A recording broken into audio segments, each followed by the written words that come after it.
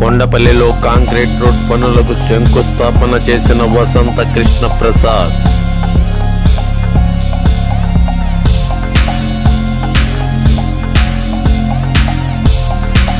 జీకొండూరులో కొనసాగుతున్న శ్రీమతి Chiranjeevi missing case ఆందోళన.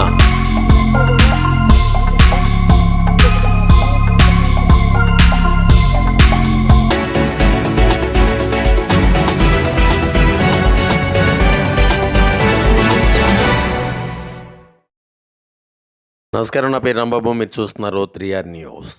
ఎన్టీఆర్ జిల్లా కొండపల్లి మున్సిపాలిటీలో హై స్కూల్ వద్ద నుండి ఎర్రబ్రిడ్జి వద్ద హైవే వరకు 15వ ఆర్థిక సంఘం నిధులతో నిర్మిస్తున్న కాంక్రీట్ రోడ్డు నిర్మాణానికి ఎమ్మెల్యే వసంత కృష్ణ ప్రసాద్ శంకుస్థాపన చేశారు. ఈ సందర్భంగా ఆయన మాట్లాడుతూ ఎంతో చారిత్రాత్మక ప్రాధాన్యత కలిగిన కొండపల్లి మున్సిపాలిటీలో మౌలిక వసతుల కల్పన తొలి ప్రాధాన్యత ఇస్తున్నట్లు ఆయన వెల్లడించారు. ఎప్పటి నుండో ఈ రహదారి సమస్య ఉందని, ప్రజలు చాలామంది ఇబ్బంది పడుతున్నారని, ఈ రోడ్డు నిర్మాణంలో అన్ని సమస్యలు తొలగిపోతాయని ఆయన ఈ సందర్భంగా అన్నారు. ఆ విషయాలు మీ ముందుంచే ప్రయత్నం 3R న్యూస్ చేస్తోంది.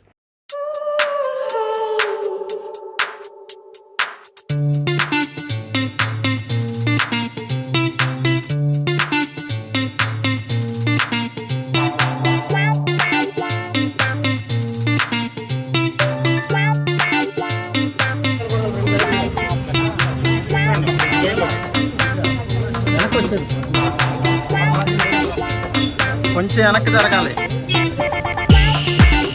చైర్మన్ గారు, వైస్ చైర్మన్ గారు కౌన్సిల్ ఏర్పడిన తర్వాత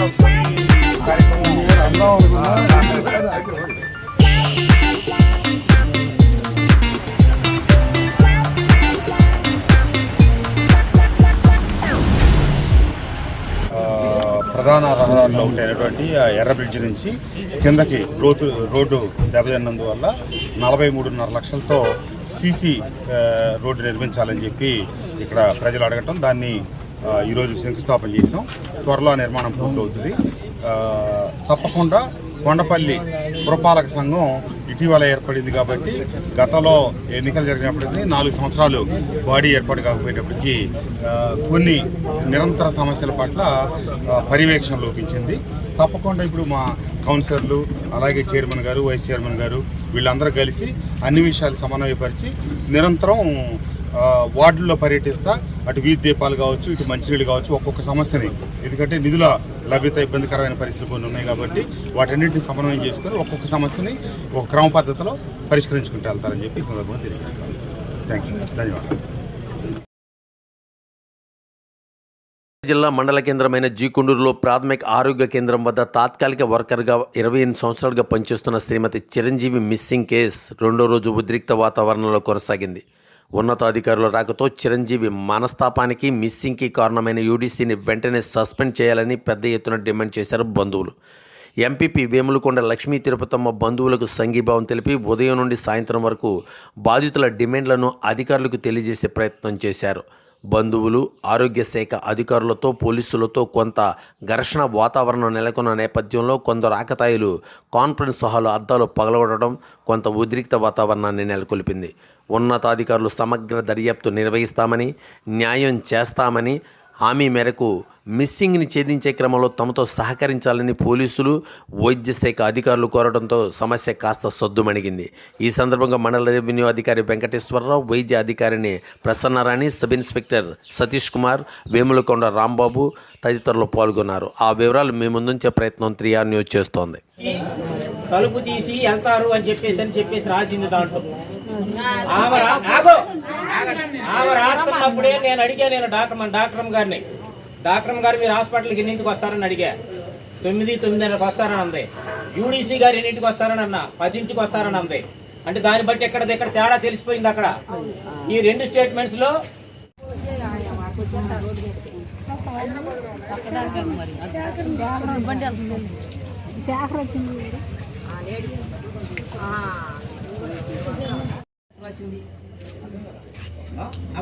అతను వచ్చి మొక్కలకు నీళ్లు పోతున్నాడు. అతను యూడీసీయా, మొక్కలకు నీళ్లు పోతున్నా, ఇంకేమన్నా చేస్తున్నావు నువ్వు హాస్పిటల్లో? ఫస్ట్ నేను చెప్పేది ఏంటంటే, ఆమెకి ఎటువంటి ఏదీ లేకుండా దేవుడు ఆమెని మళ్ళీ తిరిగి చక్కగా మనందరితో కూడా మళ్ళీ ఉండాలని నేను దేవుని ముందుగా ప్రార్థిస్తున్నాను. దేవుడు ఖచ్చితంగా చేస్తాడు. మీరు కూడా నమ్మండి, ప్రార్థించండి, దేవుడు చేస్తాడు. అందరూ నేను తెలుసుకున్నది ఏంటంటే ఆమె అంత ధైర్యం లేని ఆమె కాదు, ఆమె మంచిగానే ధైర్యంగానే ఉంటుందని అందరు చెప్తున్నారు ఇక్కడ. అంటే మనస్తాపం అనేది ఆ టైంలో ఎలా ఉంటుంది ఎవరికి తెలియదు. నువ్వు ఒకలాగా ధైర్యం ఉన్నా నువ్వు ఒకలాగా ఆలోచించవచ్చు, నేను ఒకలాగా ఆలోచించవచ్చు, నేను బెంబేలు అవ్వచ్చు, ఇలా చాలా జరుగుతాయి. కానీ ఇన్సిడెంట్ ఏమైంది అనేది దానికి ఎంక్వైరీకి వచ్చాము. అందరి దగ్గర స్టేట్మెంట్స్ తీసుకున్నాము.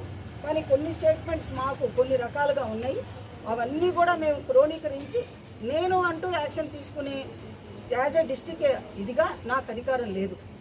ప్రతిదానికి వీళ్ళు ఒక్కొక్క ఎంప్లాయీ, ఇప్పుడు డాక్టర్ గారు ఉంటే ఈ డాక్టర్ గారి మీద action director of public health తీసుకోవాలి, నేను తీసుకోవడానికి లేదు.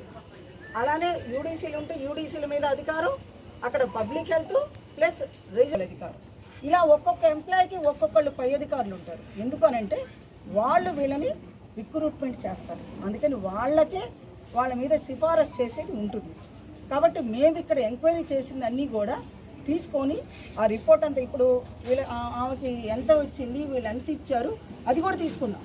మీరేం అది మాతో చెప్పలేదు. కానీ ఏంటి ఎంక్వైరీ రిపోర్ట్ అనేది పైకి వెళ్ళిన తర్వాత ఈ లెవెల్లో మేము పైకి పంపించిన తర్వాత వాళ్ళు మళ్ళీ దీన్ని చదివి అవసరమైతే మాకన్నా పెద్ద అధికారులు కూడా పంపిస్తారు. ఇక్కడ నేను మొత్తం అంతా మేడం వాళ్ళకి నిన్న నైటే చెప్పాను, నేను ఇలా జరిగిందని. అది ఎట్లానమ్మా, ఎందుకు ఎవరికొకరు డాక్టర్ కన్నా చెప్పినా బాగానే ఉండేది కదా, ఒకవేళ ఏమైనా జరిగి ఉన్నా అట్లా ఏంటంటే సార్ మాకు కూడా ఏమి తెలియదు, మేము అనుకుంటున్నాం ఉదయానికి మామూలుగా ఎవ్వరు కూడా ఇంత సీరియస్గా అనుకోలేదు. అంటే మామూలుగా డ్యూటీ నుంచి వెళ్ళిపోయింది, మామూలుగా మార్నింగ్ వచ్చేస్తేనే అనుకున్నారు అందరు కూడా. కానీ ఆమె మరి ఎక్కడికి వెళ్ళింది అనేది మరి ఎస్ఐ గారు కూడా అన్నీ చూస్తున్నారు, అందరికి పంపించామంటున్నారు, సీసీ ఫొటోస్ అన్నీ కూడా చూస్తున్నారు. అట్లనే ఎంఆర్ఓ గారు కూడా మాకు చెప్పగా నేను కలెక్టర్ గారితో మాట్లాడే ఇక్కడికి వచ్చాను. సార్ మీ మీటింగ్ జరుగుతుంటే నేను ఉండను సార్, ఇలా జరిగింది కదా సార్, నేను వెళ్తాను, సరేమా మీరు వెళ్ళిపోండి అని అన్నారు. సో ఆ విధంగా వచ్చి ఇక్కడ న్యాయమే జరుగుద్ది కానీ అన్యాయం మాత్రం జరగదు, అది మాత్రం మీకు చెప్తున్నాను. ఎందుకనంటే ఇప్పుడు ఇక్కడ ఉన్న ప్రతి ఎవరైతే ఆ రోజు నైట్ డ్యూటీలో ఉన్నారో వాళ్ళందరి దగ్గర కూడా స్టేట్మెంట్ తీసుకోవడం జరిగింది. అట్లనే డాక్టర్ గారి దగ్గర నుంచి కూడా స్టేట్మెంట్ తీసుకోవడం జరిగింది. అలానే ఎవరైతే ఇప్పుడు ఇక్కడ వాళ్ళ హస్బెండ్ ఆయన ఇచ్చారు, వాళ్ళ కూతురు నువ్వు రాసి ఇచ్చావు, అలానే వాళ్ళ కొడుకు రాసి ఇచ్చారు, అవి కూడా తీసుకున్నాం. ఇవన్నీ కూడా క్రోణీకరించి మేము పై అధికారులకు పంపిస్తాం. అది మీ అందరి ముందు కూడా చెప్తున్నాం. చెల్లిపోతారు కానీ ఈ బిల్డింగ్ అనేది మనదే, మనం వచ్చి చూపించుకోవాల్సిందని ఇస్తాం, పే చేస్తాం, సరిపోయింది. అందరూ వచ్చి అలా పగల కొట్టి వెళ్ళిపోతే మేమందరం లోపలే ఉన్నాం. మేము వచ్చి మీకు ఈ విషయం చెప్పకపోయినా మీరు ఏం చేసినా బాధ ఉండేది కాదు. అందరూ ఉండగా గ్లాస్ బద్దలు కొట్టారు, అదైతే నేనైతే ఒప్పుకోను.